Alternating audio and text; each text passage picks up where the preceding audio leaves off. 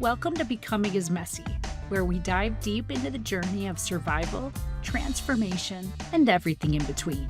I'm your host, Meghann Dawson, here to share the honest, unfiltered stories behind my own process of becoming.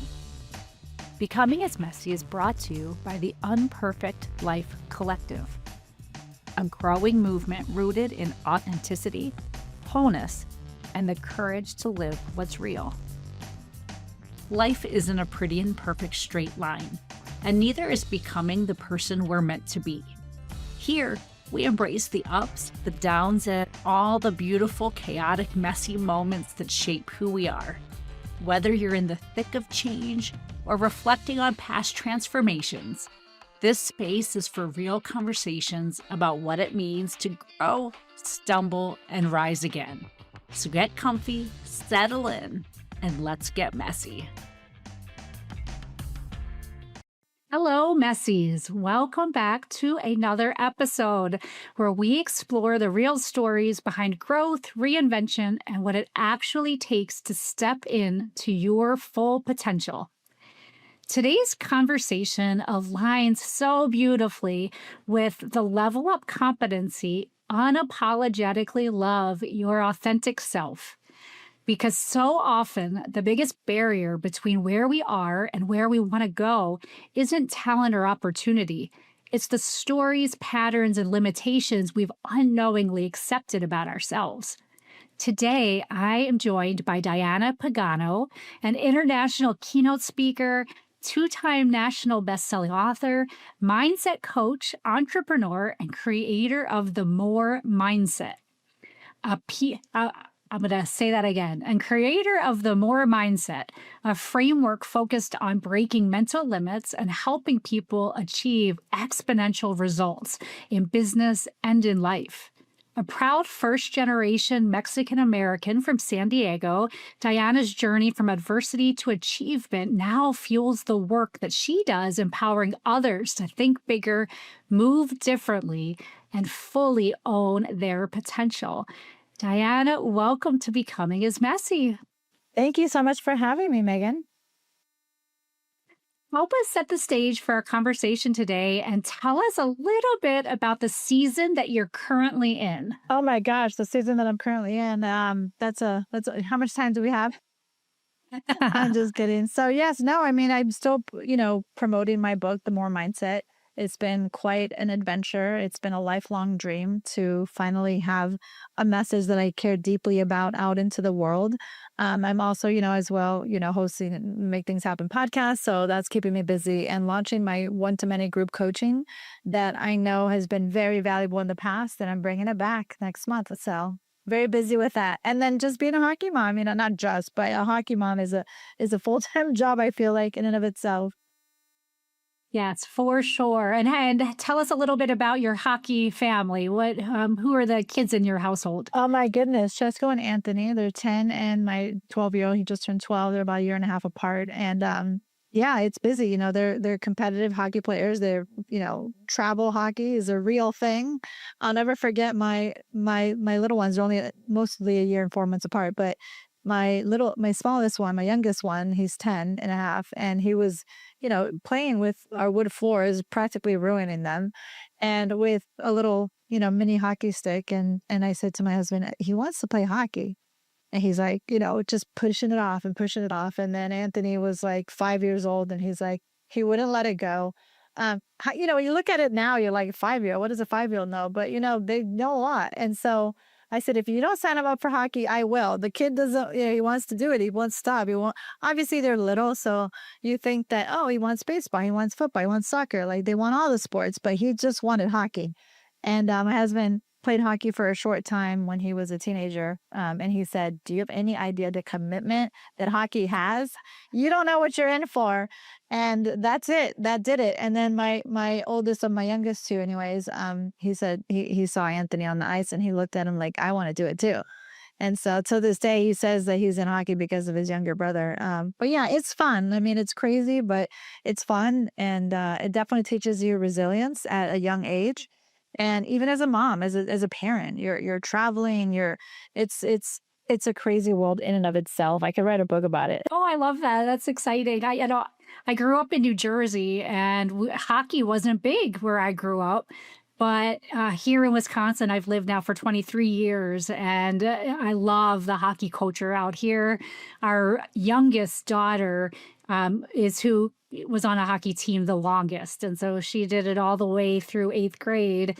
Would have loved to have done it in high school, but her high school does not yet have a female hockey team. And so we so hope that eventually is in the cards, because it was a little sad to see her career stop. Although she is now a manager for the boys team. So she at least is still immersed in that culture, and really been so awesome for her journey. So we love it too. Very cool. All right. So you told us a little bit about your season. Now walk us backwards. Every becoming story has its own messy path. Walk us through some of the twists and turns that led you to this season.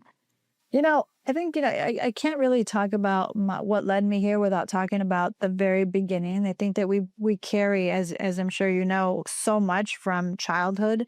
And I remember beautiful moments. I remember hard moments. And then you just, it builds you in a way that you don't realize until you really are dealing with things yourself. And you're just like, wait, everything kind of ties together. I grew up believing that really life was hard. And I thought life had to be hard because that's what I saw. It's not like my parents said, life has to be hard. No one ever said that. And I know that they did the best that they knew how at that moment. And so I share this because as adults, we end up more times than not living the same cycles that we saw growing up until we identify, hey, this is a cycle that keeps repeating it. And you see such, beliefs inherited, generational beliefs inherited through generations and generations. And I'm not saying it affects everybody. Obviously, people still charge ahead and make things happen in their life, and they grew up poverty or maybe abused. I mean, there's so many stories out there that we know about. And so that's kind of how it started for me, is just seeing my parents. I say that they were struggling entrepreneurs because they worked for themselves. And you saw the hard knocks that brought, and showing what real resilience and grit was, because it wasn't like they were thriving, we were surviving. We were always just looking to survive above water and stay afloat. And so we moved all the time because we were getting evicted, quite frankly. And I don't want to say it negatively, like against my parents, because I know how much love I was showered with, like that, the faith in God that he'll get us through the hard times, even if they're hard and ugly and messy. But soon after I got married at a very young age, and I ended up, choosing the wrong partner and was abusive and that whole thing. And I got the courage after 7 years and 2 kids later with him to make a different choice, to see my life better. And I think that that's a lot what keeps us stuck, is when you don't see the light at the end of the tunnel, then you can't move forward, right? You stay in darkness. Darkness isn't meant to stay forever. And so that really built my resilience even more. And then I was a single mom. I pursued real estate. So, and I do talk about this in my book. With being a single mom, it has its own challenges in and of itself. And going into real estate, I just really wanted to provide my kids a better experience than what I guess my brothers and I had growing up. And I remember, Meghann, just going for the deal, going for the survival mode mindset, just like living it really. And I remember saying, what's that secret sauce? Like, what's the thing? Why? And I would see people in my office, like top producers when I pursued real estate, how successful they were. And I was just hungry to just pay my electric bill. Nah, forget the fancy stuff. Like, I just wanted to survive. I just wanted to like pay my rent and like all that stuff. And so, yeah, and I remember just kind of enthralling myself in the Bible, on God's teachings, on books about the mind and the brain and how that works from like science perspectives too. So I was very much self-taught, and by doing myself, by being obsessed with my own human behavior. Why did I succeed sometimes and other times I fell flat on my face? Now people might say, oh, of course, that's just life. The economy sometimes is booming and then it's not. Like, no kidding, life, yes. But when you are single-handedly self-sabotaging, that's no longer like, well, life has its ups and downs. I don't think it ever will stop having ups and downs. That's just That is life. But what I'm talking about is the life that we ourselves, that I single-handedly was impacting the results based on how I was performing, the insecurities that I would bring into the table, self-sabotaging language patterns that I was literally having. You have this self-talk and you think it's normal, you're just having thoughts, but it is normal to have these thoughts. It's not going to serve you if you don't make a new choice. And so that's where it started, and it was very messy. I mean, there was times I didn't know how I was going to pay my mortgage when I bought a house. I moved to a really nice neighborhood in Scottsdale, Arizona. I bought what I thought was my dream car at the time, a BMW, X5, and I was like, "Wow, I have enough money to pay my mortgage, my bills for 6 months." And if I wanted to, like, take a month off, like, I was just thinking, like, "Wow, I never had that." And so when I had the biggest success, the money in the bank account, it didn't stay because I was unconsciously living on fear. And sometimes consciously, quite frankly. It wasn't all unconscious, but a lot of it is unconscious that we don't always know that we're carrying with us. And that's why, it is messy, and I don't think it's a bad thing, right? Like, being messy along the way brings you to where you're meant to where you're meant to be and what you're meant to, I guess, end up in life, and even then it keeps going. Oh, yes. Oh my gosh. I have goosebumps because you said so many things that I relate to, that I feel aligned to. I left the abusive marriage also right at the 7 year mark. It was a month before the 7 year anniversary. We had one child. We had the BMW Z4 convertible. Yeah, we had the big house. We had, but similarly, the money was coming in decent when we were young. We did have that with college degrees and good jobs right out of college. I also grew up in that survival home and instinct with very little money. And so as soon as you get that money after being in survival for so long, you just feel this like urge to get all the things, to keep up with the Joneses, and in the way that you grew up, kind of, I feel like idolizing in some ways. And so I'm curious. So folks that are listening have heard me talk ad nauseum about my leaving of that situation, and essentially then the seven competency frameworks that were born out of my experience leaving. And so I'm curious for you, when you started getting that kind of nudge, you're reading the Bible, you're starting to feel that urge to be curious about yourself. How could you just help us understand a little bit? Because just think of somebody right now that's spiraling, that's continuing to be in a crappy relationship or a bad job that's keeping them small. What are some tips that you have for people like you? What did that look like for you to connect the dots to eventually get to a point of self-love? Absolutely. I think, one of the biggest things, if you feel stuck, first off, it's a very overused word, like stuck. You're not stuck. You just are overthinking. Oftentimes you're overthinking everything. And oftentimes you're truly looking in the rear view mirror at what you didn't do, at what you did, at where you're not in life, at what other people are doing. So you're comparing yourselves, right? But when you live an honest life, when you can own your baggage, like truly own it for what it is, not for what it should have been, own it for what it is. And that's so freeing, Megan, because we're constantly, look, when you're stuck, anyways, I was looking at the past, even if the past was yesterday or the past was a year ago or the past was a week ago.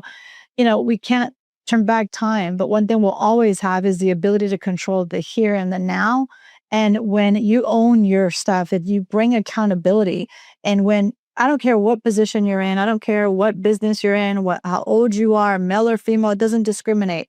When you are not taking accountability, as hard as it might be for some people to swallow, like, it's not me, it's my boss, it's my coworker, it's my business partner, it's the market, it's COVID. I mean, we all heard that experience, right? Like, those are real things. Maybe it is true. Maybe you are knocking on doors and you're looking for that job, or you're looking for that, publisher. Once upon a time, I was. Whatever the circumstance is not the reason to stay stuck. It's your reaction to the circumstance. It's how you're showing up. You have to show up in your best way, in whatever way that looks like, even if it's not your best way, but you have to show up, you have to do something.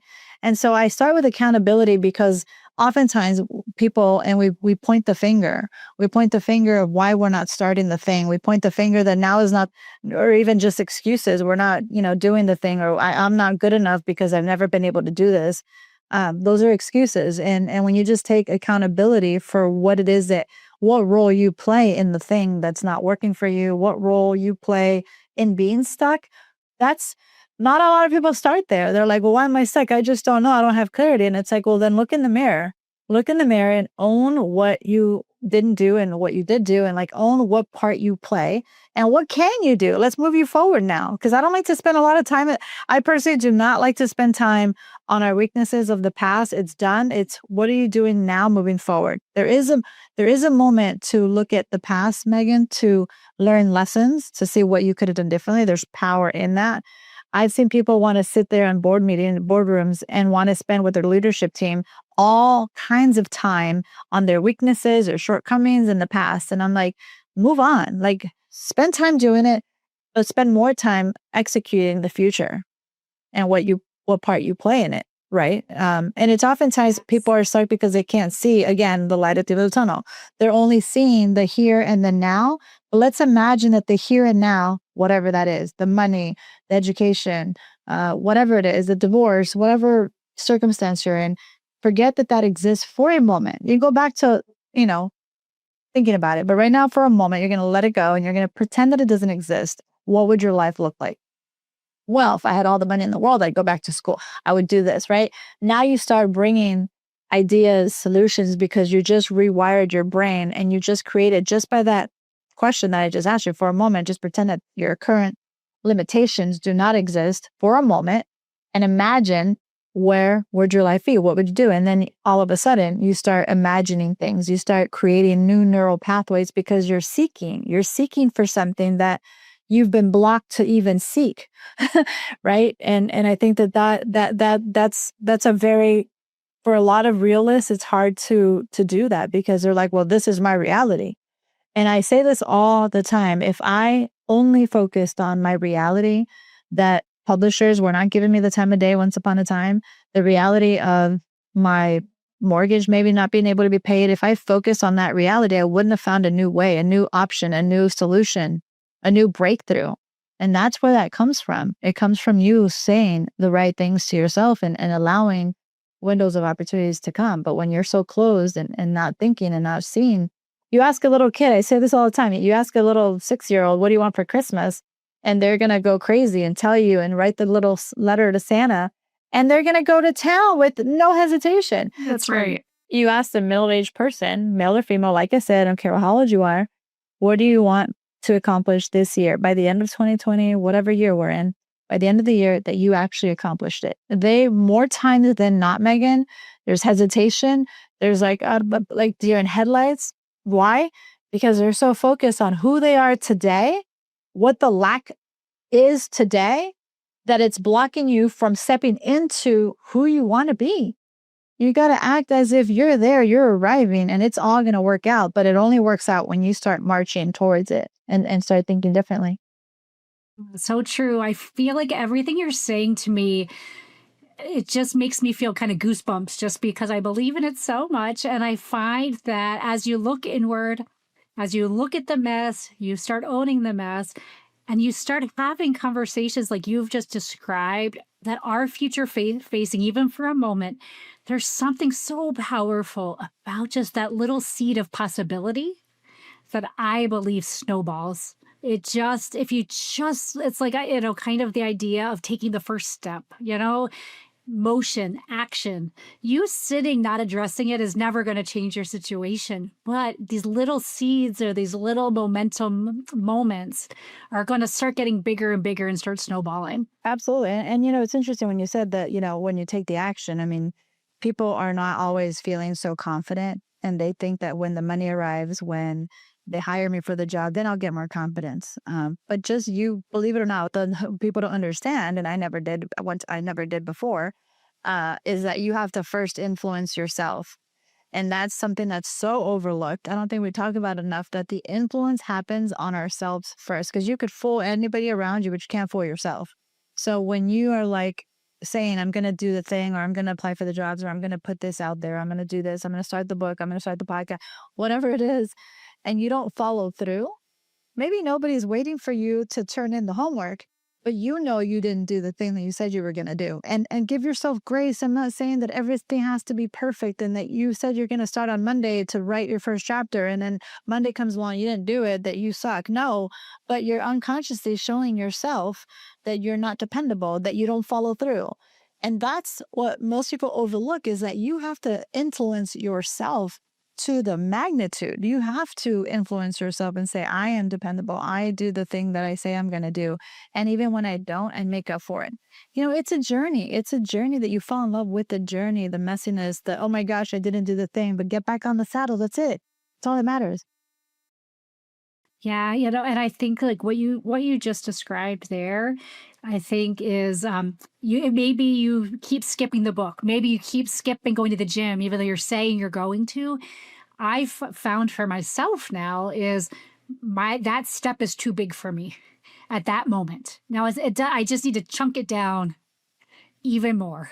And so maybe I'm not going to write the first chapter of a book. Maybe I'm just going to journal on a sentence or two that I feel inspired about the book.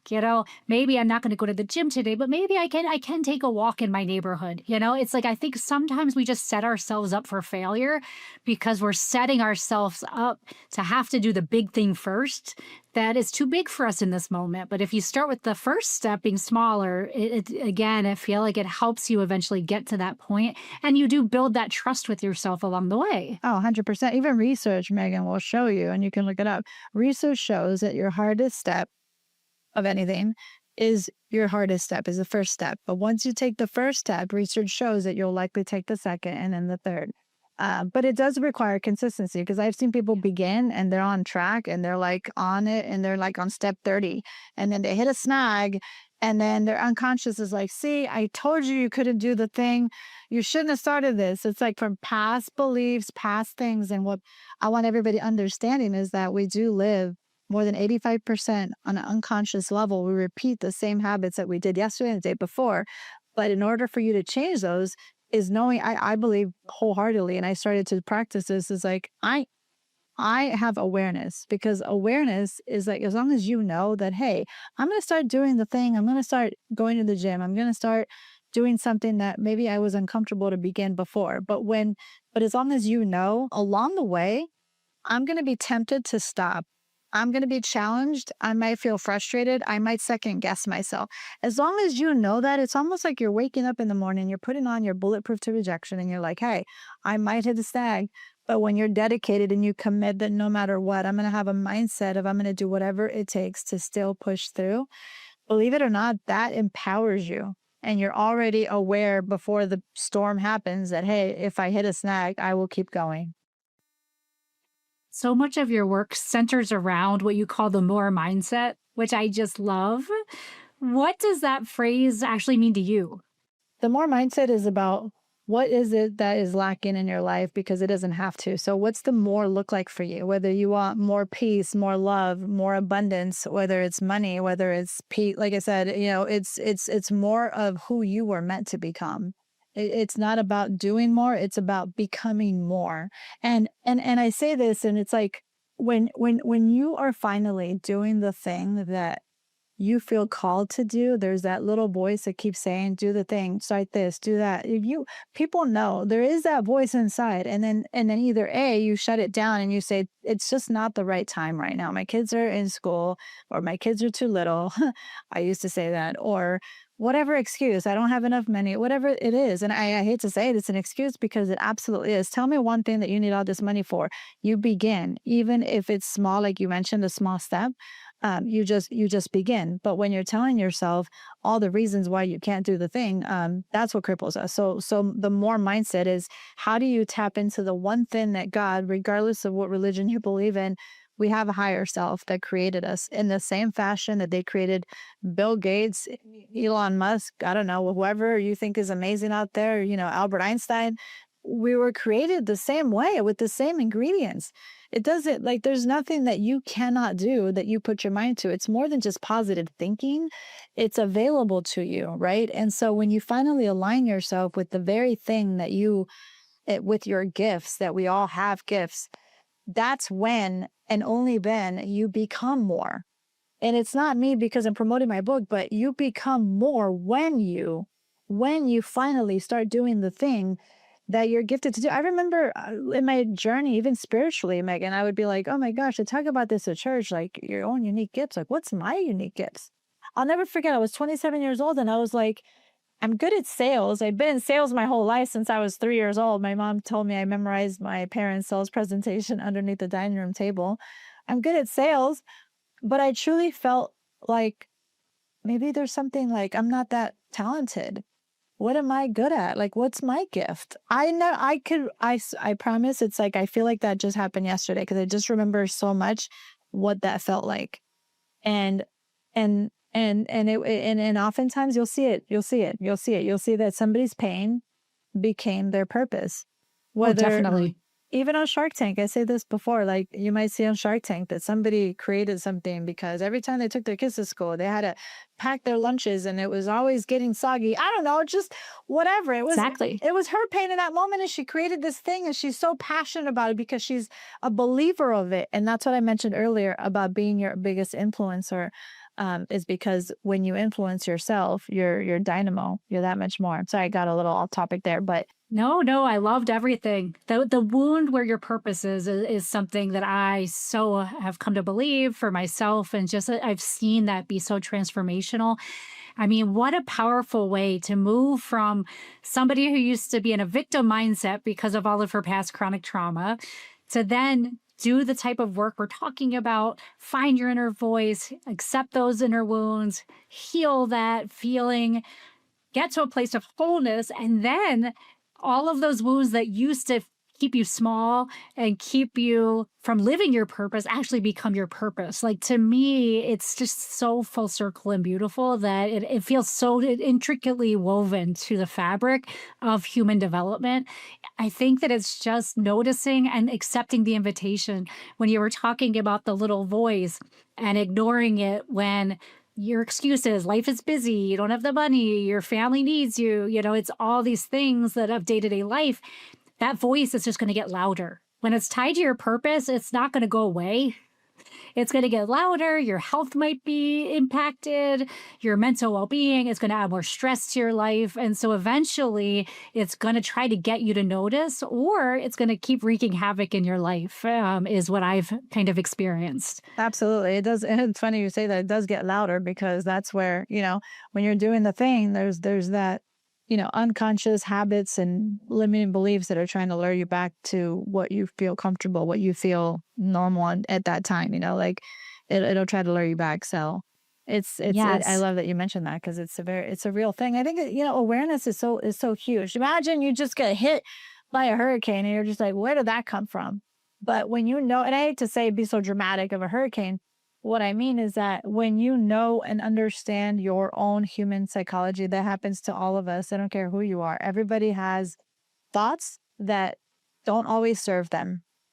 All of us have it. It's what we do with those that will determine if you feel crippled by it, if you go again, or if you don't, or if you go sit down or you watch on the sidelines because you think that you're not meant to do the thing, right? That's what it boils down to.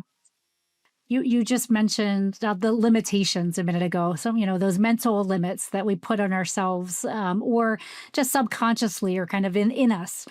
What do you think are some of the most common, what have you come across, common limits that people are placing on themselves? I'm not good enough. That's a big Yeah, one. That's a big that's a one. big That's a one. big one. And listen, I've coached and I still do many women and men actually that appear to be so confident. I think we all have our own unique weaknesses or insecurities.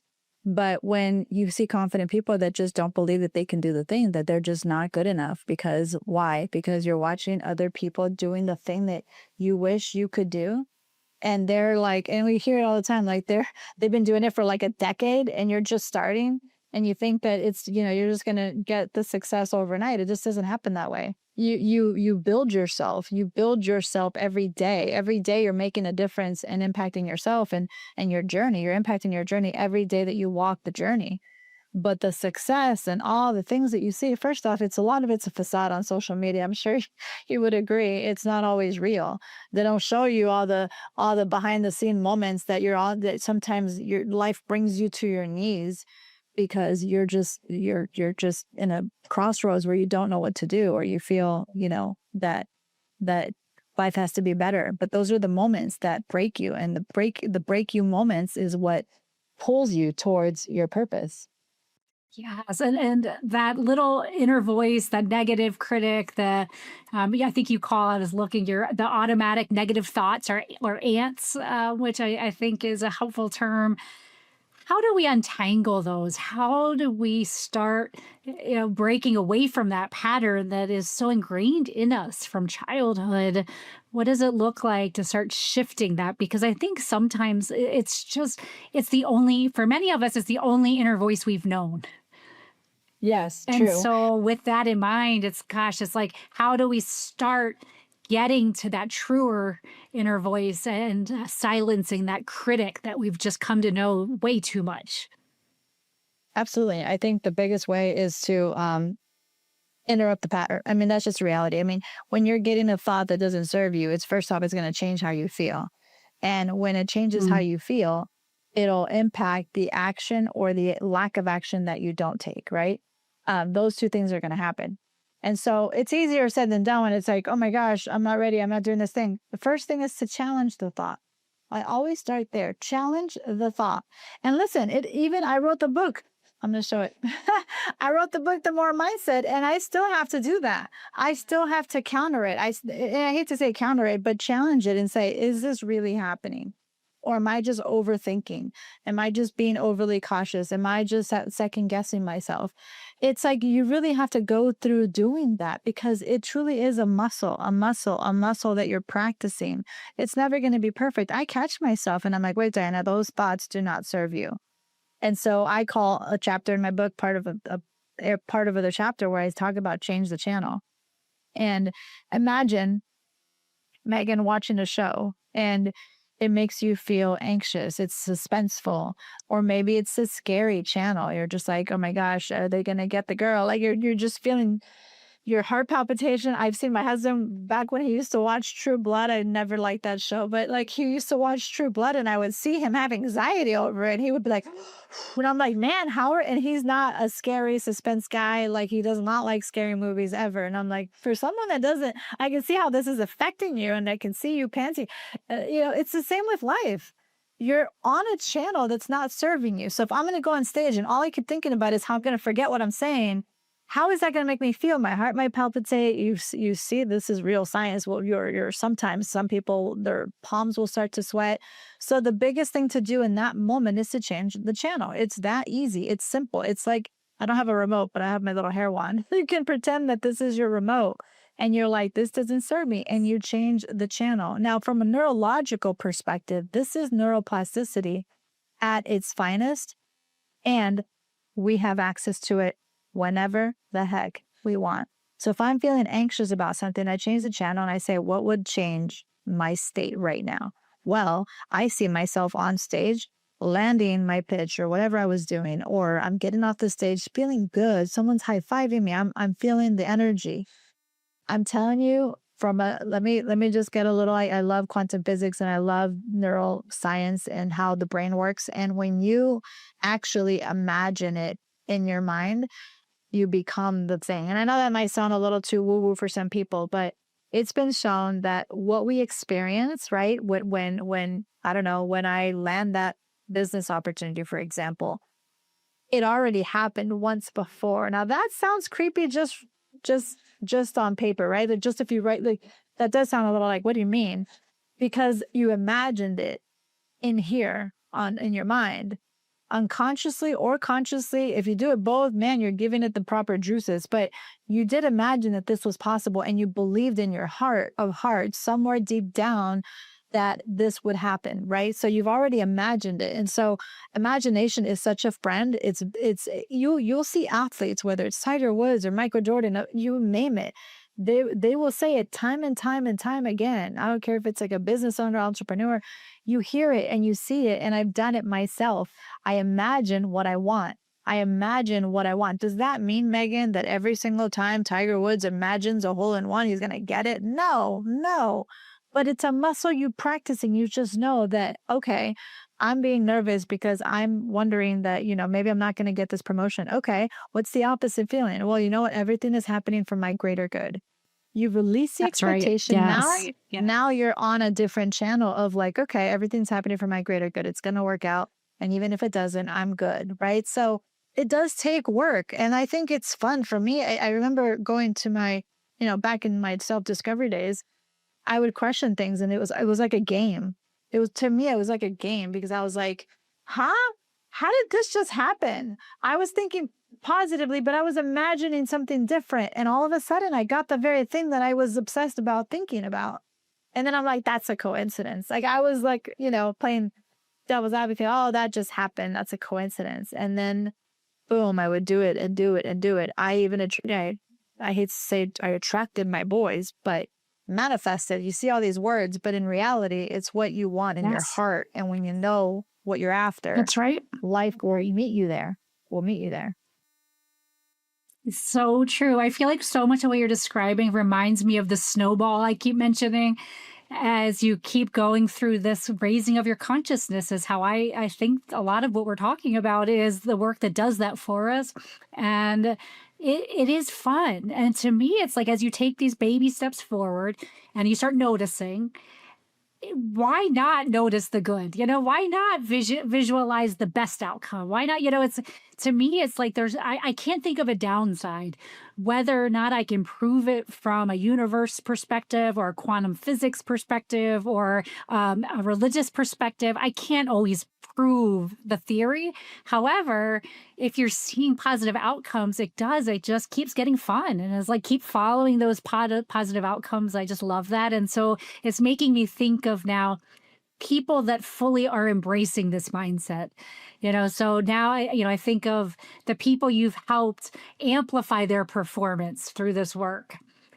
What do you think in that kind of state, describe what success looks like from their vantage point? You think of people living this work, because I have a feeling success probably might be defined a little bit differently than we've all grown up in the kind of corporate ladder, climb, grind, compete. So how exactly would you define, or even not fully defined, it's probably unique to the person, but just some themes you've noticed as people live this mindset, how success ends up looking for them.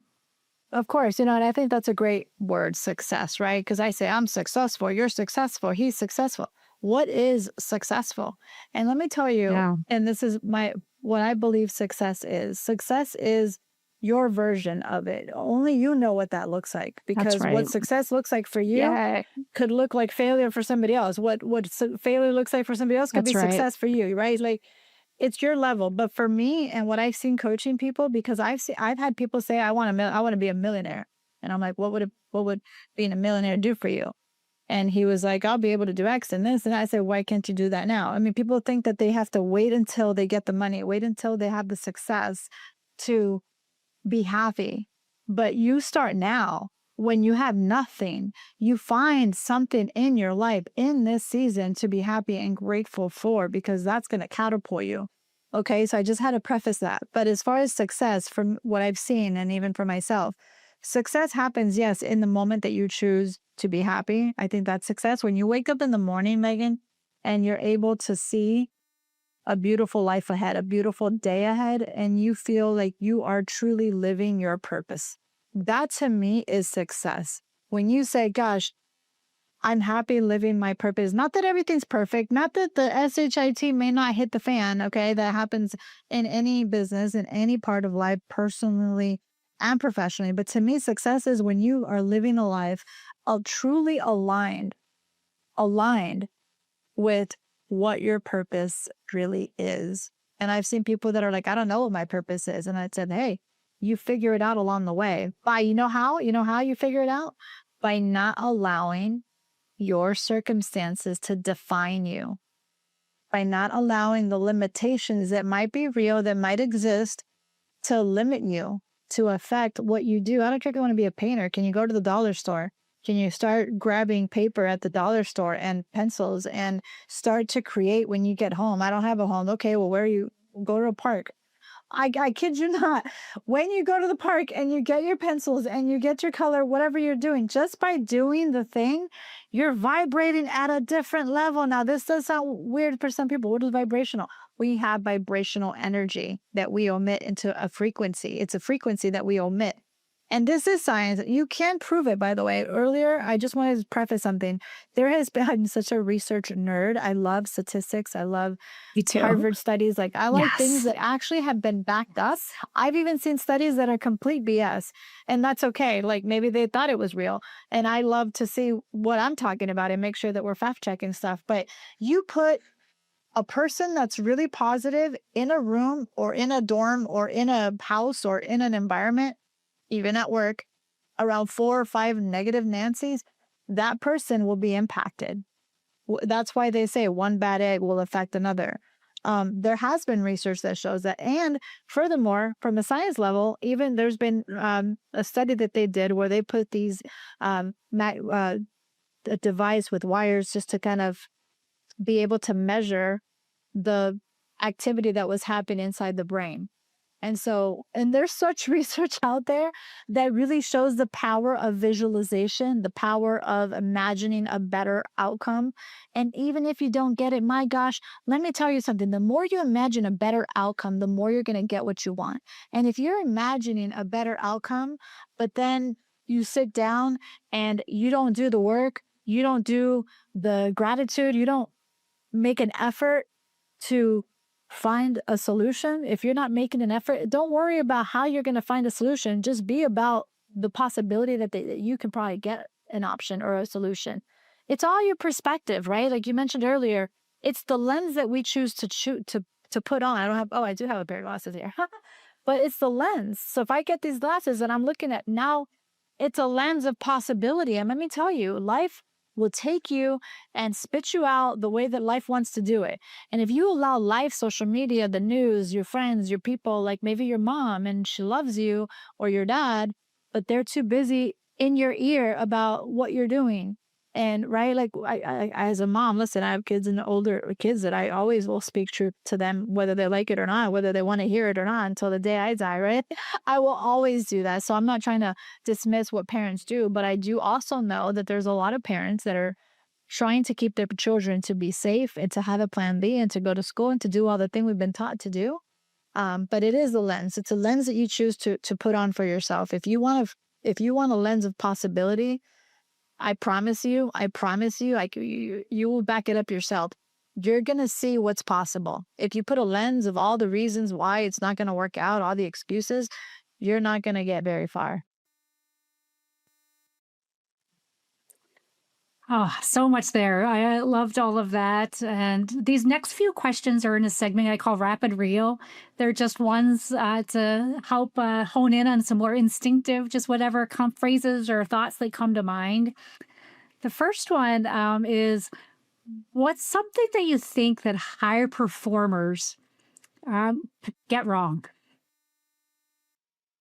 What's something that a higher performer gets wrong is money is going to give them happiness. And there's nothing wrong with a high performer being ambitious. Trust me, like, as we mentioned earlier, when you come from nothing, like I love fashion. I'm just giving you an example. I love fashion. And even when I had no money, it didn't matter back then. It was Kmart or, wherever I could, even like the Goodwill, like you dress the way that you like fashion. When I'm able to afford designer stuff, I just have expensive taste in fashion. There's nothing wrong with that. I truly believe that you wear your blessings well. You work hard for your blessings, like whatever it is that it could afford you. But if you're putting your happiness on the material things, on this, on that, on the cars and the Lamborghinis, so I say higher achievers because if you're a high achiever, you're likely bringing in the money and you're chasing the money.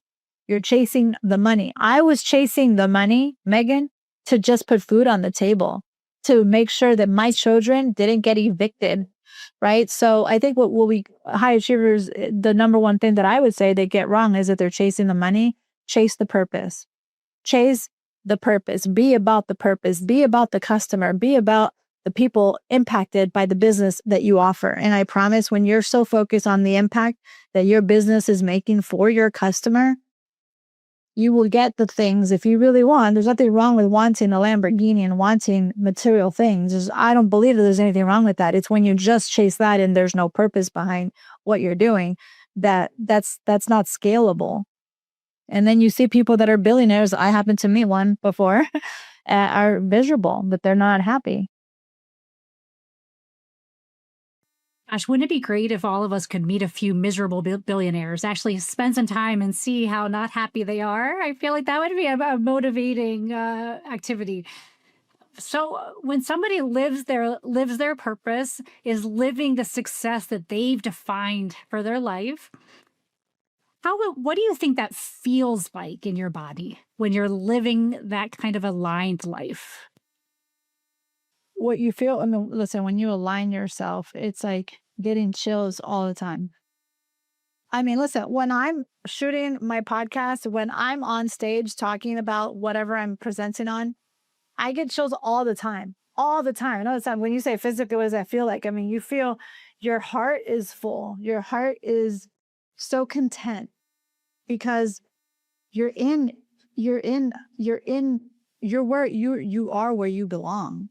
You are where you belong. And there's no greater feeling physically, emotionally, mentally. And let me tell you something, just because it's on my mind. I love what I do. I love helping others. I love going and speaking on stage and making a difference and impacting the people in the audience that, quite frankly, I was hired to do. I love all that. I love being on podcasts, but there is burnout. There's a real thing. I just want to preface that because as Yes. people Yeah. think, oh, I'm just a workaholic. I'm doing what I'm in my purpose, in my alignment. That's beautiful.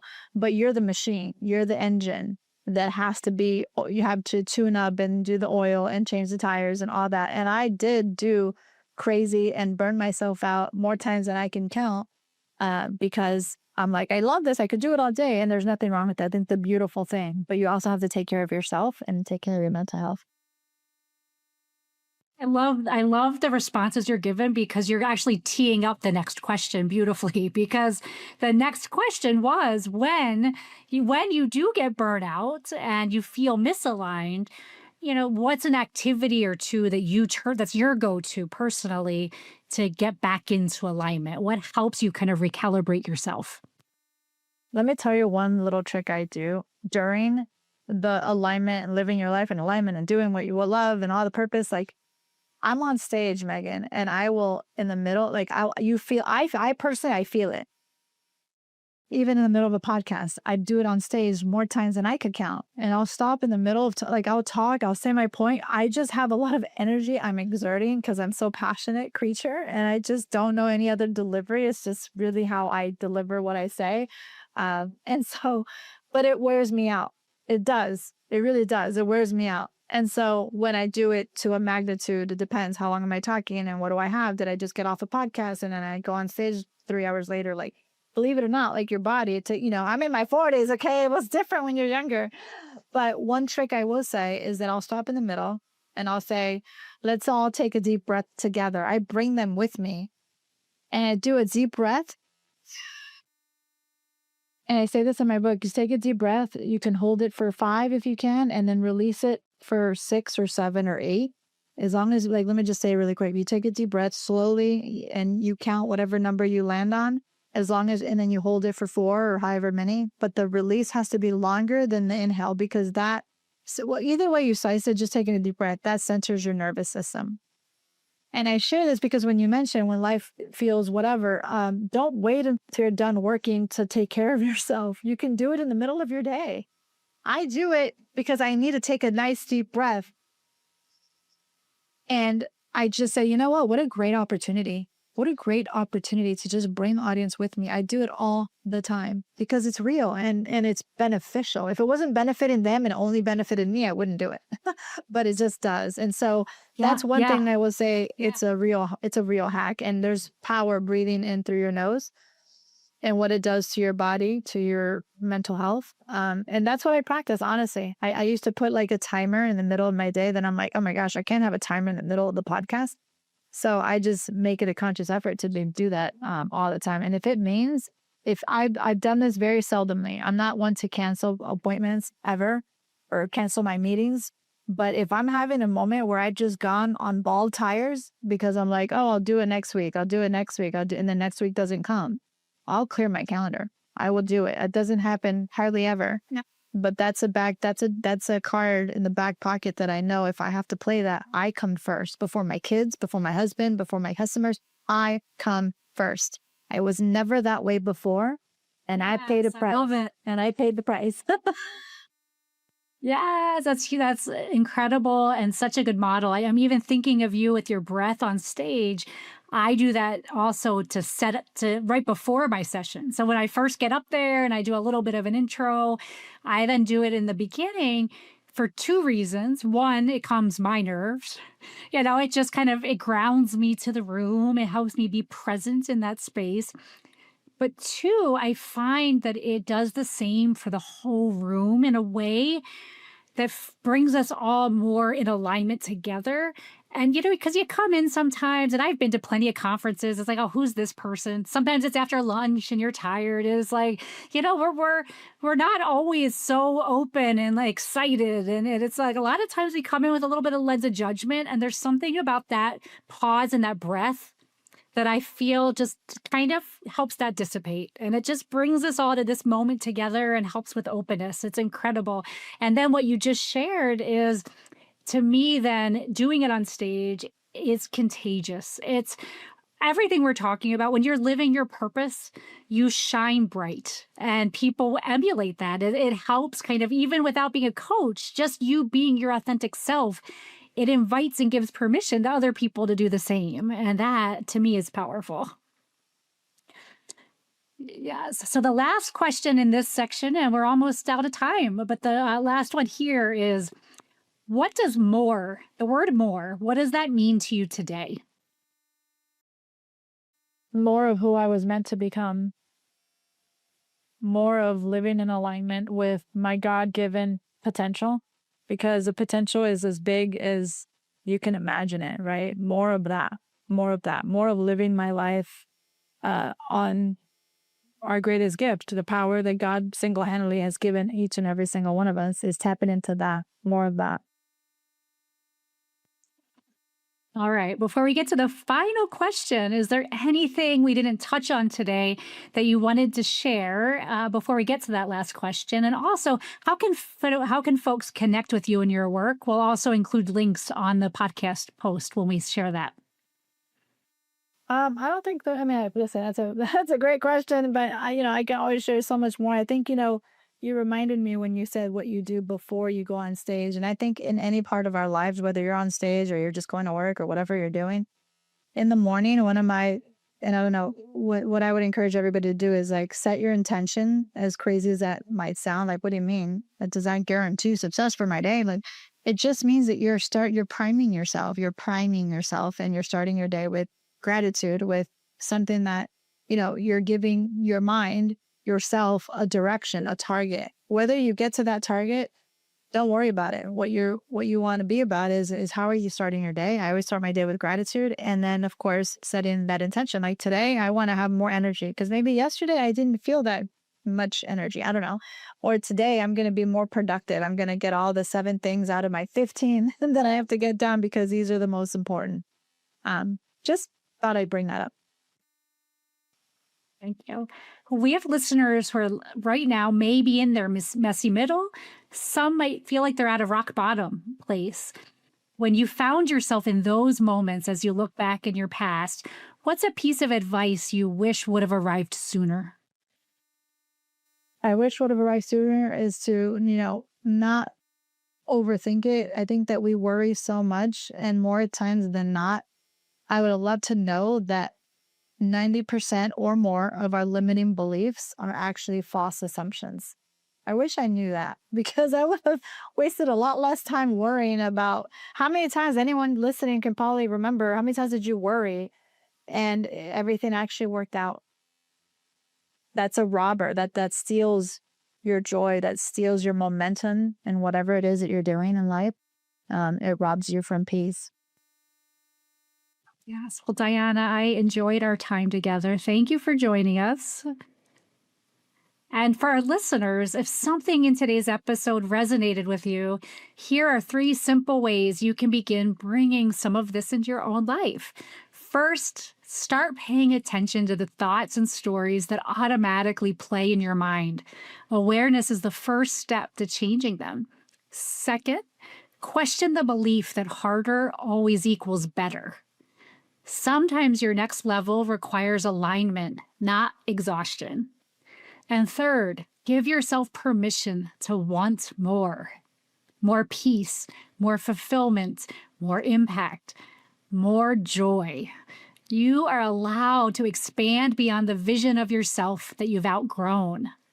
Thank you all for listening. Until next time, stay messy, my friends.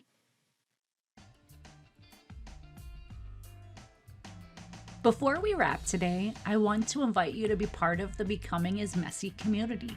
Subscribe to the podcast so you don't miss a single episode. And if there's anything that resonates with you, please leave a review. Your feedback means the world to me, and it helps other people find this community. Follow me on social media. I'd love to hear your ideas for future topics, your questions, and stories from your own messy moments.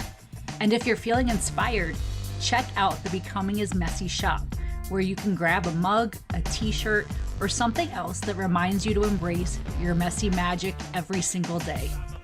A huge thank you to the incredible Wolves and Sheep for providing the music for Becoming is Messy. Check them out on your favorite music streaming platform. As we close out today's episode, remember this: messy is just another word for growing. So keep showing up, keep laughing, and keep making beautifully awkward progress. Until next time, stay messy, my friends.